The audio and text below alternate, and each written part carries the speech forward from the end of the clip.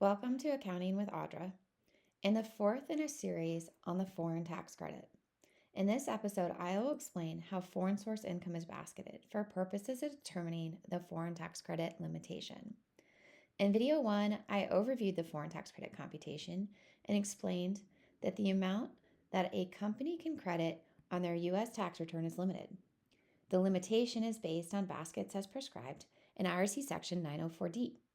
The intention of limiting credits by basket was Congress's way of trying to minimize a company's ability to mix high and low tax type income to optimize the foreign tax credit benefit. 904D in the Internal Revenue Code provides the baskets that must be considered when computing a taxpayer's foreign tax credit limitation. I'm going to walk through a simplified grid of the four most common foreign tax credit baskets. There's a fifth basket called treaty resourcing. We're not going to discuss it in this video. Over time, Congress has modified the number and types of baskets based on changing legislation. So you always want to go back to 904D to confirm the baskets that are applicable to your company. 951 Cap A, also known as the GILTI basket, is its own basket as the income is subject to a separate overall effective tax rate. You can see my separate video on GILTI for more information regarding the specific computation. Foreign branch income generally comes from branches of U.S. shareholders. There are some complexities in the 1.904-4 disregarded payment rules that should be considered, as these may result in adjustments to branch and general category baskets, but we're not going to get into those either. In this video, what I'm really going to focus on for most of the time is on sourcing passive and general types of income, as these two baskets, as well as the branch basket, are the most common for many U.S. taxpayers. Let's start by walking through each of the items of income we initially determined were foreign versus U.S. source in video 3. Income from the sale of property and services, including inventory, really defaults as general basket, as they generally relate to the active trade or business of the U.S. taxpayer. However, there is an exception for property to this general rule. If you can answer yes to one of either two questions, 1, does the property for sale produce passive type income? Or 2, was the property vacant, i.e. not used, or was being rented? Then income earned may be characterized as passive category income in this case, so gains on the sale of such income. Dividends depends on whether they are deemed or actual in the ownership of the payer. For example, 951 Cap A inclusions are in their separate own basket, including the Section 78 gross up that's associated with that inclusion. Sub F dividends are characterized based on the category of sub F income.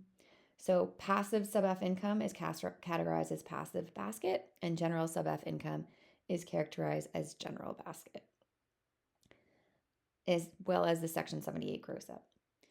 Actual dividend distributions that are considered dividends of non-previously taxed income are characterized as passive or general based on the earnings of the underlying entity.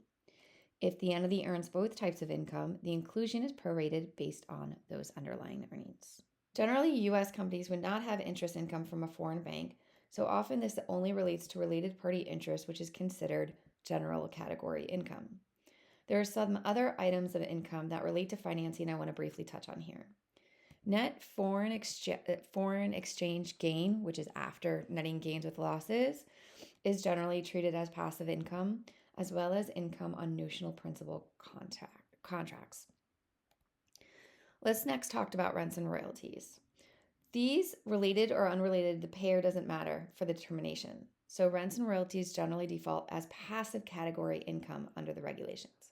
However, if they meet the active conduct of a trade or business exception, they are considered general. For example, if your company generated an intangible that it actively manages in the U.S. and such intangible results in foreign royalty income, such income is considered general and not passive.